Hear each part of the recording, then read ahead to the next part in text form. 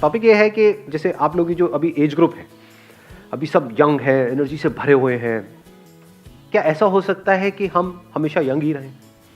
यानी topic could be how to stay young forever, not बाहर से नहीं, मतलब बाहर से तो उड़ेंगे, बाल भी उड़ेंगे, बुढ़े भी हो गए, ये सब होएगा, but psychologically you are always young, you are always like an 18 year old. Actual में अंदर से ऐसा चाहते हो या नहीं चाहते हो कि साइकोलॉजिकली हमेशा यंग रहे? तो सबसे पहले समझते हैं यंग रहने का मतलब क्या है।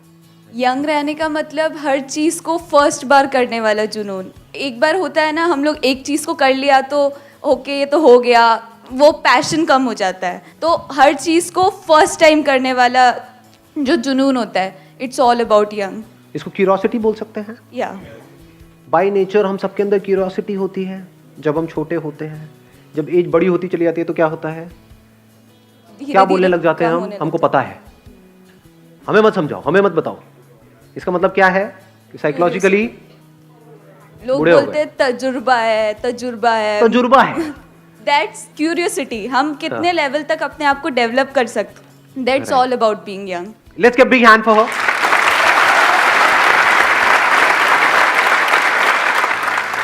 एक एज ऐसी आ जाती है जब हमें गलतफहमी होने लग जाती है कि हाँ हमें पता है, ये हमें पता है क्या है, वो पता है क्या है, ये पता है क्या है, दुनिया पता है क्या है, लोग पता है क्या है। तो ये जो पता है ये हमको बुरा नहीं करता है। यानी जो हमारी लाइफ के एक्सपीरियंसेस हैं, क्या उसकी वजह से हम साइकोलॉजिकली बूढ़े होते हैं? जो हम नॉलेज अपने अंदर भर लेते हैं, क्या उसकी वजह से बूढ़े होते हैं? या जब उनको हम पकड़ लेते हैं तब हम बूढ़े हो जाते हैं? सब पता होता है एक्चुअल में, या गलतफहमी हो जाती है कि हमें सब पता है? क्या किसी को भी सब पता है? क्या गूगल को भी सब पता है? क्या नॉलेज का मतलब पता होना होता है? थोड़ा सा डीप होगा, देख पाओगे? देखो ध्यान से समझना। नॉलेज मतलब क्या, कि कहीं से किसी चीज के बारे में कोई हमने नॉलेज एक्वायर कर ली। जैसे आपने एक फॉर एग्जांपल एक फ्लावर को देखा तो आपको नॉलेज है कि फ्लावर है। एक बच्चे को तो पता ही नहीं है, तो बच्चा बाय नेचर क्यूरियस है, वो देख रहा है उस फ्लावर को, जाकर के टच कर रहा है, सूंघ रहा है। बच्चा by his very nature is curious, क्योंकि उसको पता ही नहीं है।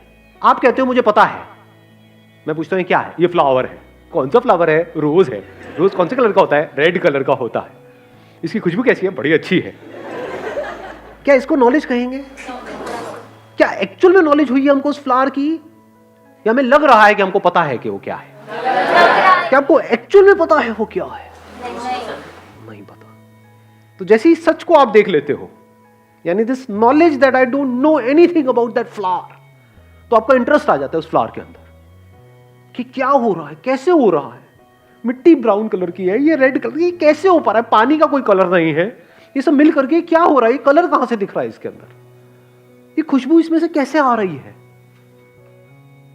Are you interested only in knowing things? Are you interested only in knowledge? क्योंकि पेट तो आपका नॉलेज से ही भरेगा।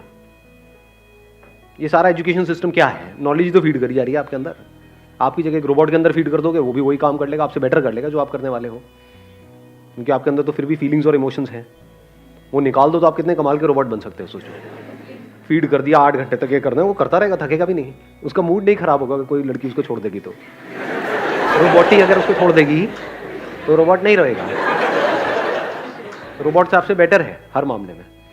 तो is the goal of your life just acquiring knowledge और to understand what life is? दोनों में बड़ा फर्क है। एक है समझना, एक है नॉलेज को अंदर फीड करना।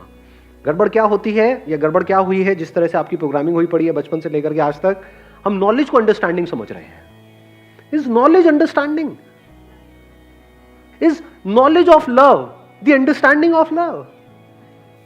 फॉर एग्जाम्पल, ये प्यार मोहब्बत की एज है, नहीं? Yes sir. Yes sir. ये नशीली आवाज कहां से आई? प्यार मोहब्बत सुनते ही हाँ आवाज बदल गई, टोन बदल गई। कितने वर्ड्स लिखे जा चुके हैं लव के बारे में कि लव क्या है? कितने वर्ड्स होंगे इंटरनेट पे, बुक्स में? अनलिमिटेड। गिन सकते हैं क्या हम उन वर्ड्स को? उन सबको भी आप अपने अगर अपने अंदर भर लिया तो क्या आपको समझ आ गया लव क्या है? करने पे ही पता चलेगा।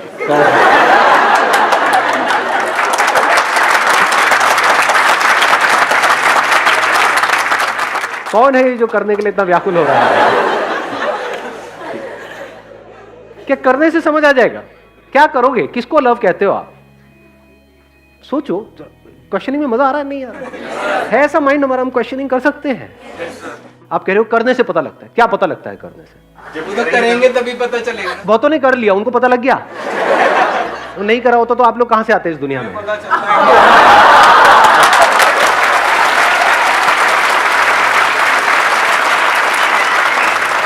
क्या करने की बात कर रहे हो आप? रग रग से वाकिफ हूं आप लोगों की मैं। करके पता लगेगा? क्या करके पता लगेगा? बहुत लोगों ने बहुत कुछ किया।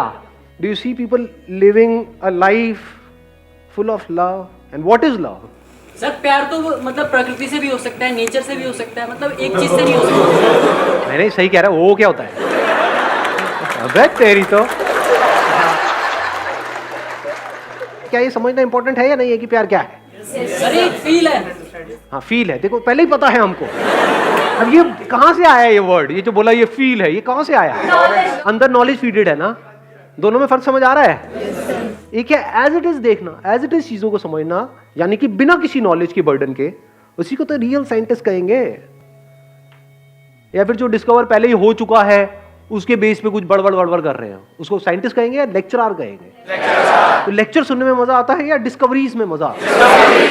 कोई और डिस्कवर कर रहा है उसको देखने में मजा आता है या खुद डिस्कवर करने में मजा आता है? तो करो ना, सीखो ना डिस्कवर कैसे करते हैं। यही तो मेरी लाइफ का गोल है कि किसी तरीके से आपको ऐसा बना दिया जाए कि आप खुद डिस्कवर कर सको लाइफ को। तो कैसे डिस्कवर करते हैं? To seek your own perspective towards things. ये पर्सपेक्टिव क्या है? हमारा एक पर्सपेक्टिव होता है, way of looking at things. ये क्या है? अपनी नॉलेज के साथ। नॉलेज ही तो है ये। Without knowledge can you have a perspective? एक छोटे से बच्चे से पूछो what's your perspective about life, उसका कोई पर्सपेक्टिव नहीं है। There is no perspective. तो ये पर्सपेक्टिव कहां से पैदा होता है? क्या यही हमारी क्यूरियोसिटी को खत्म नहीं कर देता है? पर्सपेक्टिव मतलब way of looking at things. आप एक तरह से सोचते रहो सोचते रहो सोचते रहो, कुछ साल बाद उसकी प्रैक्टिस हो गई तो आपको सही लगने लग जाएगा। Then you will hold on to it. इसको बिलीव्स बोलते हैं। फिर हम वहीं पे फंस जाएंगे, अपने ही एक नैरो पर्सपेक्टिव में फंसते चले जाएंगे। तो क्यूरियोसिटी की शुरुआत होती है to be free from all perspectives, all beliefs, all knowledge, all these words.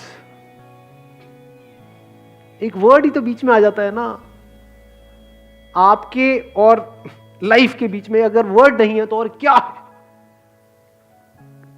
एक हस्बैंड वाइफ की रिलेशनशिप होती है, उसमें ये पता है कॉन्फ्लिक्ट्स होते हैं, खुद के नहीं हुए होंगे, अभी शादी नहीं हुई है, बट पता तो है ना। डिवोर्स नाम की चीज होती है इस दुनिया में। क्यों हो जाते हैं डिवोर्स?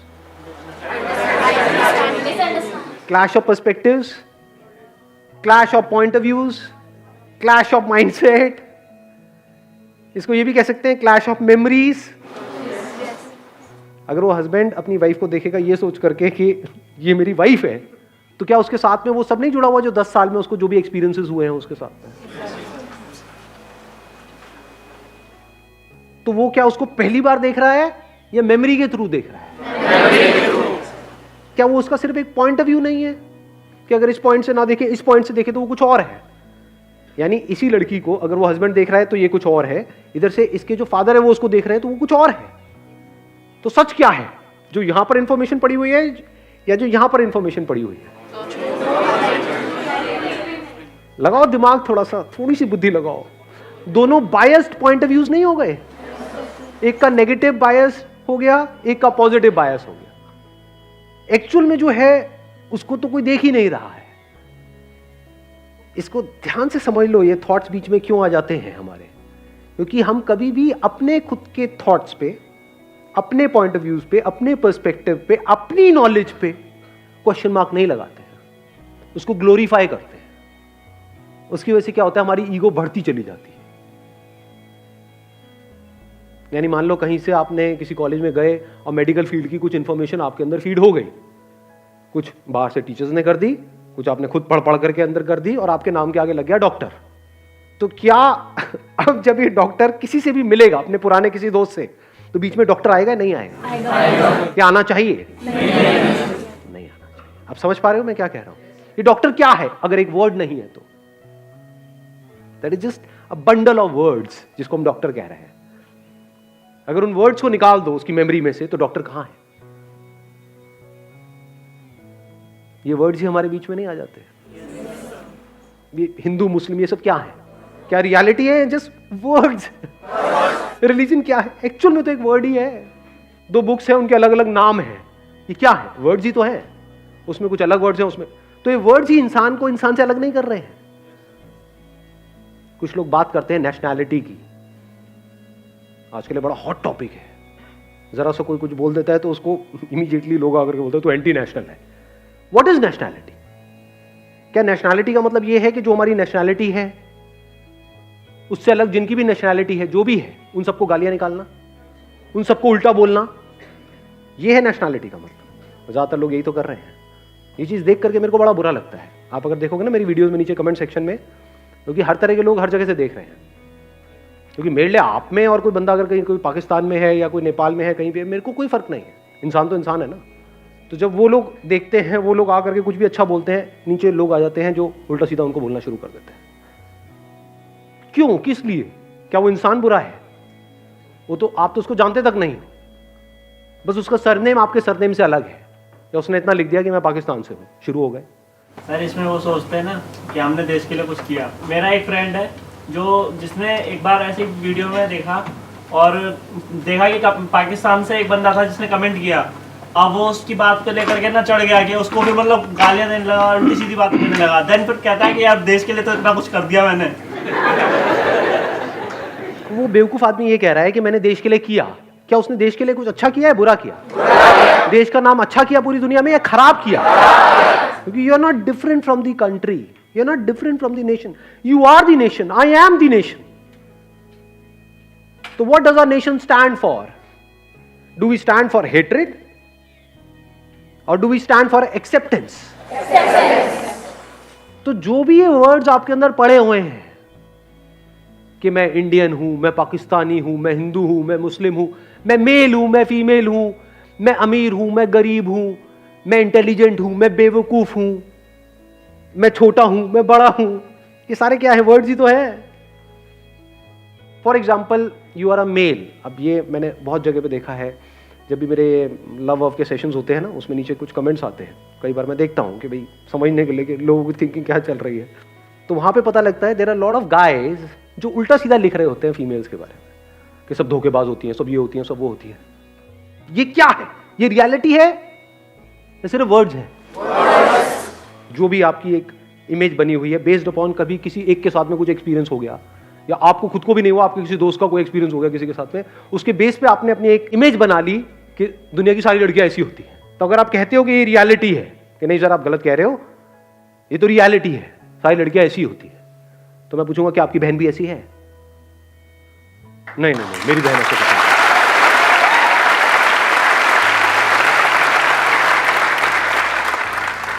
अब अगर ऐसा बंदा जिसके माइंड में इतनी गंदगी भरी पड़ी है, ये लड़कियां ऐसी होती हैं, ऐसी होती है, सब लड़कियां ऐसी होती है, उसकी किसी से शादी हो गई, अब क्या वहां पे रिलेशनशिप होगा? इसकी सबकी जड़ क्या है अगर ध्यान से समझ पा रहे हो तो? वर्ड्स, नॉलेज, कि वो ऐसा है, वो वैसा है, वो ऐसी है, वो वैसी है, ऐसा होता है, वैसा। इन सबको आप छोड़ करके जब देखना शुरू कर देते हो तो you are looking at everything as if you are looking at it for the first time. सब कुछ नया है, सब कुछ फ्रेश है, क्यूरोसिटी अंदर भरी पड़ी है, और ये क्यूरोसिटी कोई आर्टिफिशियल क्यूरोसिटी नहीं है, एक्चुअल है। एक्चुअल में आप किसी को देख रहे हो, यानी अपनी वाइफ को अगर आप 20 साल बाद 30 साल बाद भी देख रहे हो तो ऐसे ही देख रहे हो जैसे पहली बार देख रहे हो, तो रोज कुछ नया दिखेगा। वो कभी भी पुरानी नहीं होगी, वो पुरानी नहीं होगी तो आप पुराने नहीं होगे। That is being young for ever. Thank you sir.